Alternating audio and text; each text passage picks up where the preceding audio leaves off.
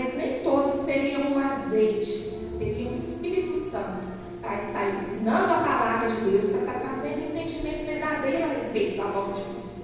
Então eu gostaria de, nessa noite, dar uma olhada tanto na parábola das 10 virgens, quanto na forma que a igreja primitiva ensinou aos irmãos, aqueles que andaram com Jesus, os apóstolos. O que foi que eles falaram a respeito da volta de Cristo? Como que aqueles irmãos esperavam que a volta de Cristo ia acontecer? Sabe por quê, irmãos? Porque hoje nós temos muitas pessoas falando, mas o diferencial é que eles andaram com o Senhor Jesus. Foram eles que viram a morte de Cristo, viram a ressurreição, aprenderam, os apóstolos aprenderam diretamente com o Senhor Jesus a respeito de todas as coisas. Então, eu considero que as Escrituras, aquilo que aquela igreja via, nós temos que considerar, temos que ter atenção no que eles dizem. Amém? Vamos abrir então em Mateus 25, para a gente nem relembrar brevemente aqui a parábola das 10 virgens.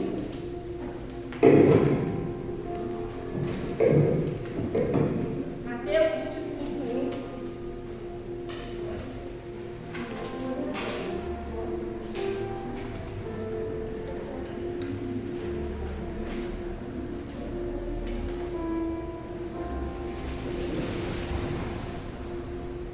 Alguém pode ler?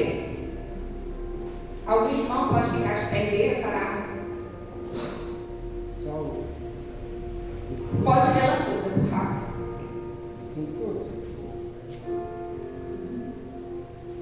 Então o reino dos céus será semelhante a 10 virgens que, tomando as suas lâmpadas, saíram ao encontro do esposo. E 5 delas eram prudentes e 5 loucas. As loucas, tomando as suas lâmpadas, não levaram azeite consigo, mas as prudentes levaram azeite em suas vasilhas com as suas lâmpadas. E tardando o esposo, tosquenejaram todas e adormeceram. Mas, à meia-noite, ouviu-se um clamor: aí vem o esposo, saiam ao encontro. Então, todas aquelas virgens se levantaram e prepararam as suas lâmpadas. E as loucas disseram aos prudentes: dai-nos o vosso azeite, porque as nossas lâmpadas se apagam. Mas as prudentes responderam, dizendo: não seja caso que nos falte a nós e a vós, ide antes aos que vendem e comprai-o para vós. E tendo elas ido comprá-lo, chegando o esposo, e as que estavam preparadas entraram com ele para as bodas, e fechou-se a porta. E depois chegaram também as outras virgens, dizendo: Senhor, Senhor, abre-nos a porta. E ele respondendo disse: em verdade vos digo que não vos conheço. Vigiai, pois, porque não sabeis o dia nem a hora em que o Filho do Homem há de vir. Amém. Glória a Deus. Irmãos, pela parábola das 10 virgens, no princípio nós não entendemos quem são as virgens loucas, as virgens nécias e quem são as virgens prudentes. Todas elas saíram ao encontro do Senhor Jesus. Todas elas carregavam consigo lâmpadas. E nós sabemos que essas virgens representam a igreja do Senhor. Hoje também é assim. Muitas vezes a gente não sabe quem são as virgens nécias, as loucas, e não sabe quem são as virgens prudentes. Ainda não houve uma separação do joio e do trigo. Ainda não houve uma separação daqueles que são verdadeiramente justos e os que não são. Então é por isso que eu digo a vocês que nós temos que ter cuidado com tudo aquilo que a gente ouve a respeito da palavra de Deus e principalmente quando nós estamos falando da volta de Jesus. Porque, irmãos, as virgens prudentes, elas tiveram um cuidado especial em levar as vasilhas com azeite. É a única coisa que as diferencia. Nós temos que entender o que é esse azeite que essas virgens prudentes possuem. E nós temos que entender isso o mais urgentemente possível para que nós estejamos também coletando azeite. Porque, irmãos, foi o azeite que que ajudou essas virgens a chegar até o Senhor Jesus. E nessa parábola fica claro que, embora toda a igreja esteja tentando chegar até o Senhor Jesus, infelizmente, não são todos que conseguirão. Nada que está na palavra é por acaso. Tudo que está na palavra é para nos ensinar e nos exortar a tempo de sermos salvos. É isso que o Senhor quer para nós. E é isso que Ele quer para toda a humanidade. Mas nós temos que estar com os olhos e com os ouvidos atentos. E a hora se aproxima. Irmãos, as virgens dormiram. Todas. E isso não foi um problema. Porque o Senhor colocou alguém para dar o grito da meia-noite. Lá vem o noivo. E a Bíblia diz que todas acordaram. Então todas dormiram, mas todas acordaram. E verdadeiramente nós vemos que o problema foi não ter azeite.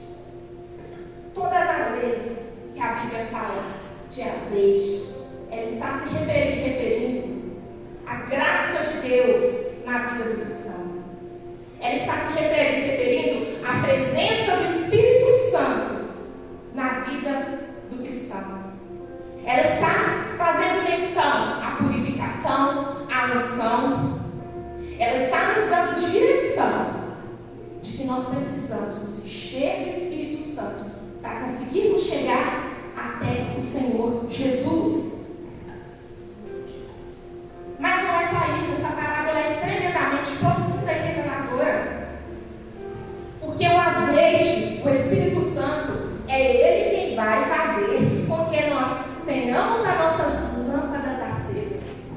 Irmãos, a lâmpada é referente às Escrituras, ao entendimento correto da palavra do Senhor.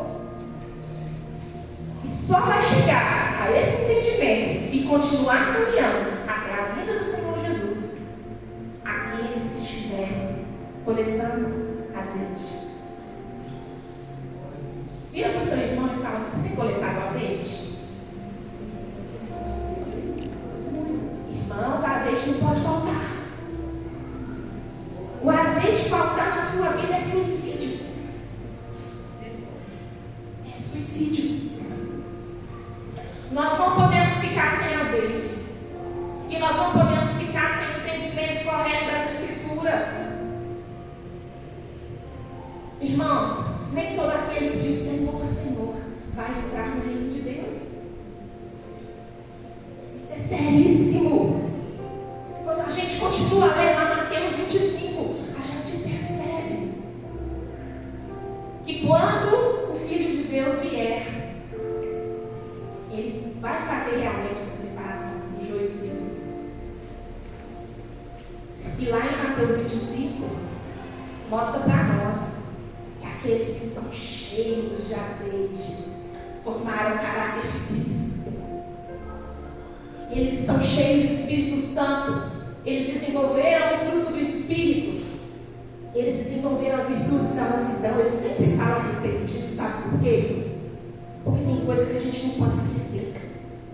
Tem coisa que se a gente esquecer na nossa vida de cristão, a gente vai morrendo espiritualmente. E a gente está próximo demais à vida do Senhor Jesus para esquecer coisas tão importantes. Nós precisamos da virtude do Espírito, do amor, da mansidão, da benignidade, da temperança, domínio próprio. Nós precisamos, irmãos. Nós precisamos de ser verdadeiros, de ser justos. Nós não temos que importar de agradar a homens, mas nos importa primeiro agradar ao Senhor. Amém? E é o Espírito Santo que é o nosso professor, para que nós possamos fazer todas essas coisas, aprender todas essas coisas, e saber discernir o certo e o errado, e saber discernir a palavra verdadeira do Senhor da falsa, e saber discernir a profecia verdadeira da profecia falsa. Amém? Quantos já procuraram estudar e entender qual que é a visão que os apóstolos tinham a respeito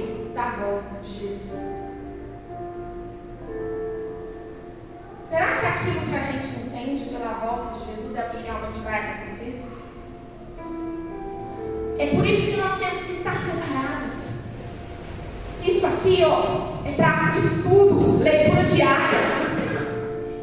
Eu não posso ouvir da boca de um e de outro. Eu tenho que ter um meu momento no quarto com o Espírito Santo, aprendendo a palavra de Deus constantemente, enchendo do Espírito Santo. Amém? Irmãos, a Bíblia diz em 2 Pedro 1, em 19 a 21, Pedro disse que ele tinha os olhos firmes na palavra dos profetas, porque ela era como uma luz que iluminava o lugar escuro. E ele dizia que nenhuma profecia é de particular interpretação, porque ela nunca foi produzida por vontade de homem algum, mas por homens santos de Deus que falavam inspirados por quem? Pelo Espírito Santo. Olhar a Bíblia. Então, irmãos, também podemos nos lembrar de Salmo 119, 105, que fala que a tua palavra é lâmpada para os meus pés e luz para os meus caminhos. Amém? É tempo de colher azeite. É tempo de se encher do Espírito Santo. É tempo de atender a palavra. Porque enquanto muitos falsos profetas estão aí pregando um Deus só de amor e só de misericórdia, nós temos que nos lembrar que o nosso Deus também é fogo consumidor. Ele quer que nós preguemos e falemos de novo sobre arrependimento, sobre santificação. Ele quer que novamente nós nos lembremos do nosso primeiro amor. Ainda é tempo de pregar e testemunhar o Evangelho do Senhor. E, irmãos, uma das coisas que eu gostaria de comentar com vocês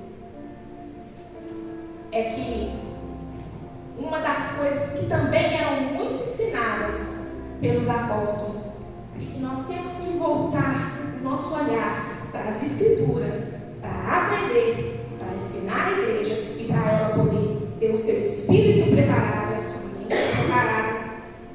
Que aliás é um assunto que nem gosta de tocar nele. Sabe aquele elefante branco dentro da sala?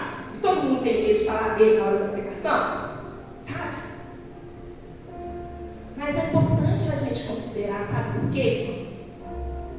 O Senhor Jesus morreu por todos nós. E Ele só não voltou ainda porque Ele está aguardando a nossa preparação. O Senhor não quer que nenhum de nós se perca. Mas Ele disse que há coisas que são necessárias antes da sua volta e que terão que acontecer. Então nós temos que meditar sobre elas. Nós temos que saber. O que é melhor? Você tocar num assunto complicado ou seu irmão se perder? Então, eu vou tocar num assunto complicado hoje.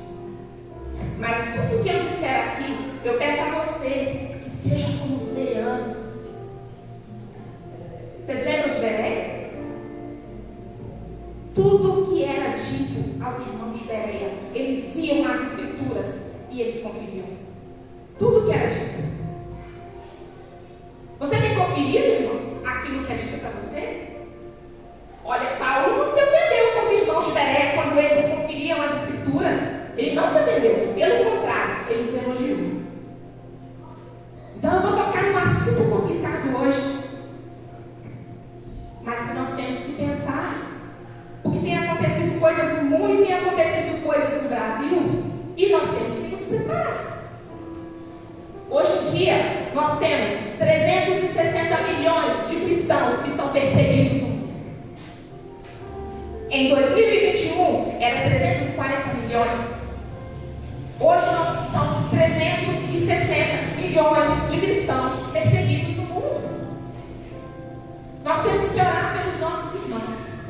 Mas deixa eu perguntar para vocês uma coisa. Nós sabemos o dia e a hora em que o Senhor Jesus há de voltar? Nenhum de nós sabe. Se alguém chegar para você com a data, você já sabe que ele é o quê? Um falso profeta. Nós sabemos que está perto da vida porque nós entendemos os sinais. Amém? Amém. Mas a gente não vai aceitar que ele chegar com data porque o Senhor Jesus não deu. Amém? Amém. E irmãos, a perseguição tem aumentado no mundo. Porque o mundo tem se preparado para o governo do anticristo chegar. E nada do que nós acreditamos vai agradar esse governo. Nada do que nós cremos tem harmonia com o que eles pregam. Então, será que pode acontecer dessa perseguição chegar aqui no Brasil? O que vocês acham? Já chegou, não é, pastor? Já chegou. E nós temos que estar o quê? Preparados para estar firmes com o Senhor, independente do que acontecer, independente do momento em que o Senhor Jesus voltar. E a igreja primitiva falava muito sobre isso. Os irmãos de Tessalonicenses eram irmãos também que Paulo elogiava muito. Por quê? Aqueles irmãos passaram por perseguição, por provas, e o amor deles só aumentava, a fé deles só aumentava, a perseguição na vida deles trazia perseverança. E nós vamos precisar de, além de nos santificar, estarmos unidos, termos perseverança independente do que acontecer e estar cheios do Espírito Santo. Amém? Guarde essas palavras: perseverança, unidade, ser cheios do Espírito e cheios da palavra, para que não nos falte o que faltou às virgens nécias. Quem me conhece sabe, eu conversei até com a pastora, eu creio no Senhor Jesus, tá, gente? Esse é o meu posicionamento. Eu creio que ele volta após a grande tribulação. Porque eu sei que essa visão de que o Senhor Jesus volta antes só iniciou em 1860. Os irmãos não pregavam assim antes. Ela iniciou e foi algo bom, porque enquanto você é muito perseguido, você sofre, você passa por muita luta, você fica louco para ter um alívio. Mas se você procurar na história da igreja, você não vai ver ninguém pregando dessa forma antes de 1860. Abra por gentileza Mateus 24. Ninguém tem que crer como eu creio. O que vocês precisam? O que nós precisamos é estar de olho nas Escrituras, para ter discernimento, tá? Mas como eu comentei o que eu penso, eu vou mostrar isso para vocês na palavra, para que vocês entendam, tá? Da onde que eu estou tirando isso. Então, lá em Mateus 24, alguém por gentileza abre para mim. Ó, Mateus 24 ele é dividido. Todos nós também já lemos isso, eu imagino, muitas vezes Mateus 24. Eu já vou terminar, tá? Mateus 24, no início o Senhor Jesus vai falar a respeito ele vai responder aos profetas, ele vai responder aos seus discípulos perguntas que eles fazem a respeito da sua vida e a respeito do fim do mundo. Muitos dizem que Mateus 24 só está se referindo aos judeus. Mas acontece que ali Jesus está falando, haverá fomes, guerras, terremotos em vários lugares. Ele não está se referindo só ao que vai acontecer em Israel. E nós não podemos também, isso só no início, ao longo do capítulo a gente vê ele falando, né, de uma forma que a gente entende que ele está se referindo a Israel, sim, mas o que vai acontecer no mundo. E lá em Mateus 24 a gente tem uma divisão do capítulo em que a gente percebe no início, né, do capítulo, do verso, até botei, peraí, só um minuto, irmãos, não me perder. É muita coisa, né? Do verso 4 a 8, Jesus vai narrando o princípio das dores. Depois vocês leiam em casa. Do 9 ao 20, ele narra um período mais tenso de tribulação, que vai culminar na aparição do anticristo e numa fuga da igreja. Gente, a palavra não é arrebatamento. Infelizmente, a palavra é fuga. Do 9 verso ao 20, quando você chegar lá no 20, ele está falando de uma fuga da igreja. Do verso 21 ao 26, Jesus narra a grande tribulação. E é no verso 29, do 29:31, ele dá a característica da sua volta. Alguém pode ler, por gentileza, no verso 29:31? Eu vou contar para os irmãos porque eu estou pedindo para vocês lerem. Vou confessar para vocês. A hora que eu estava montando essa mensagem, a luz acabou lá em casa. Eu não tinha salvado a mensagem, não tinha salvado nada. E eu falei, meu Deus, é hoje.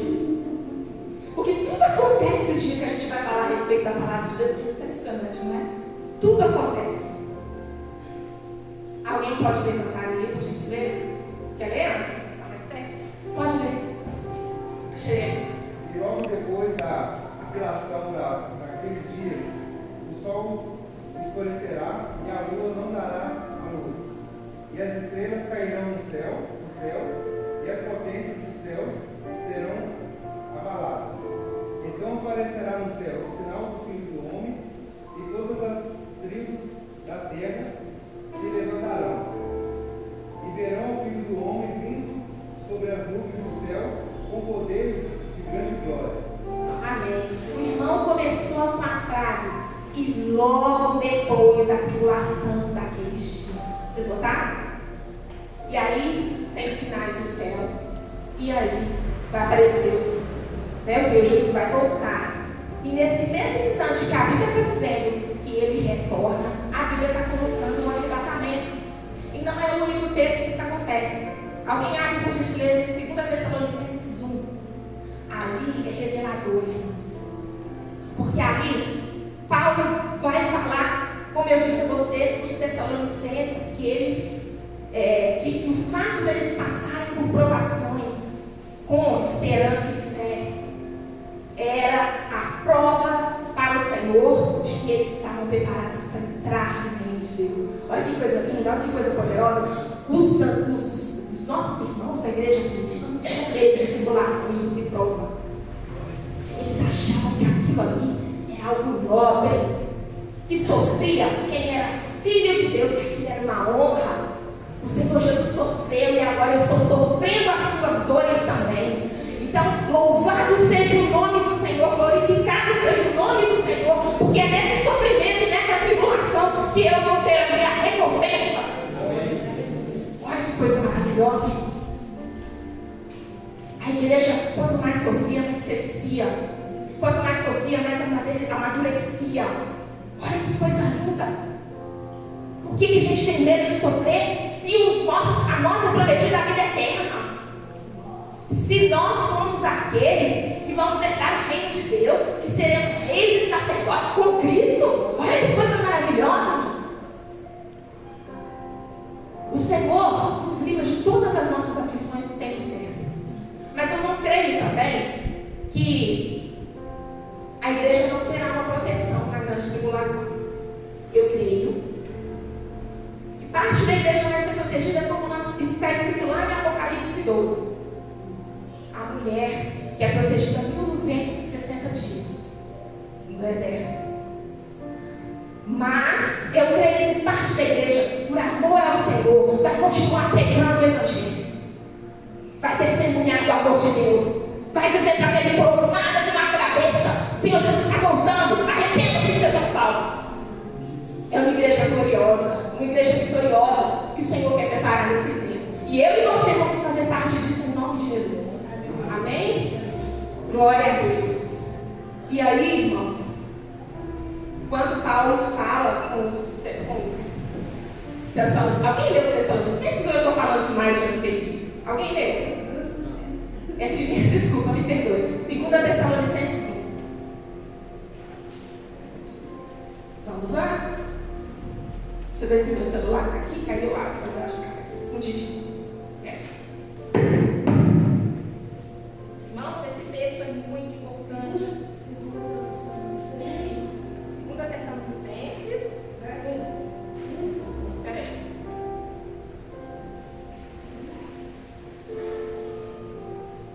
Só um minuto, não é? Só um minuto. Esse texto, ninguém conseguiu abrir? Deixa eu ver, pastor. Gente, a luz acaba na hora, você está olhando a mensagem, uma coisa horrível. Já aconteceu com alguém? Ou eu fui mais sortuda que todo mundo? Olha, é 2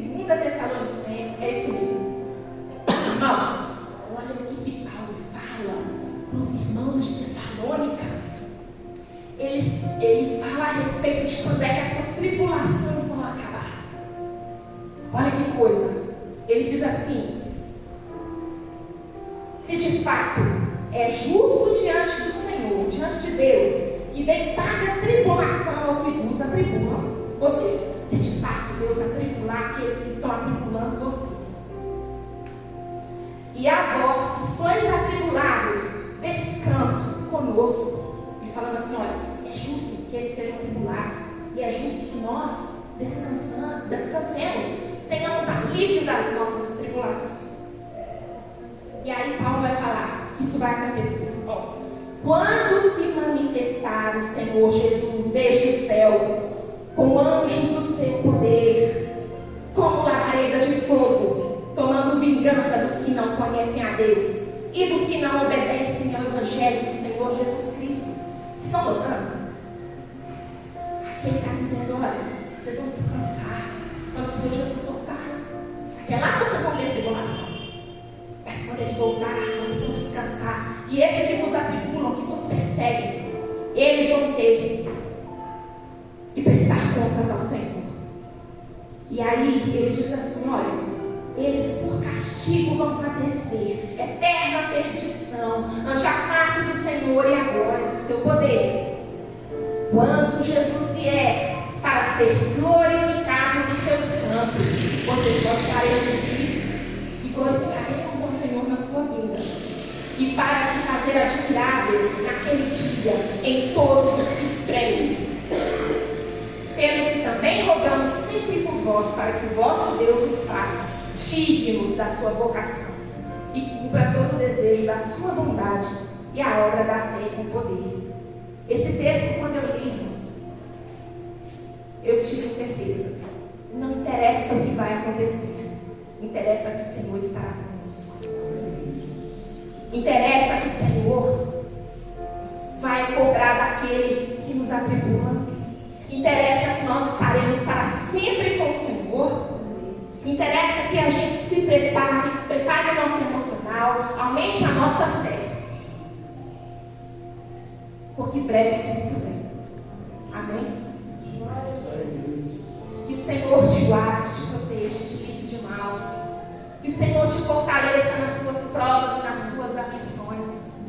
Que o Senhor te encha de sabedoria e te faça uma virgem sábia, para que você, em nome do Senhor Jesus, chegue até Jesus, para que você não fique para trás, porque lá na parábola das 10 virgens não está falando que ninguém vai ter uma segunda oportunidade. Não está falando. Mas nós, em nome de Jesus, vamos vencer pela graça do Senhor Jesus. Se encha do Espírito Santo. Leia e medite na palavra do Senhor. Aprenda da palavra do Senhor, mastigue, coma esse livro. Tome cuidado com os falsos profetas e com os falsos mestres. Ore pelo seu país. Ore pelas autoridades. Tudo isso é mandamento do Senhor. E é o Senhor quem constitui os reis. Não é verdade? Eu não fiquei feliz com o que aconteceu no Brasil. Mas meu Deus não perdeu o controle. Ele nunca perde o controle. E nós sabemos que virá uma grande apostasia. Porque, eu já estou terminando, tá, irmãos?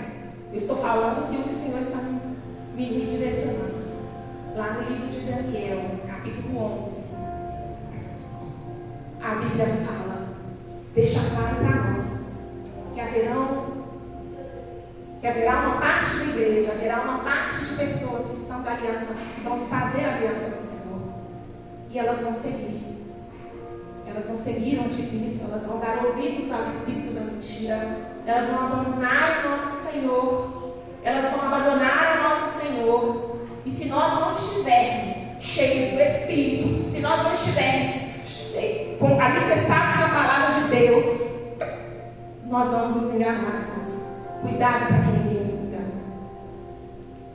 O vigiar passa para tomar, né? Pelo tomar, cuidado para que ninguém nos engane. Amém? Eu espero que vocês tenham sido abençoados. Amém? O Senhor os abençoe hoje. pela oportunidade. Amém?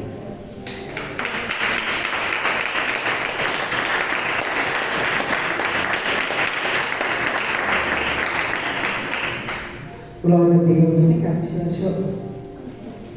chamar a Michelle, porque eu estou vendo ela sedenta. Pai, nós somos gratos a Ti pela vida da Michelle, pela família dela. Sabemos que o Espírito do Senhor está se movendo nela. Pai, que o Senhor guarde ela. Faz o Senhor mesmo, em nome de Jesus. Amém. Amém. Graças a Deus. Irmãos, boa noite. Faça de bom.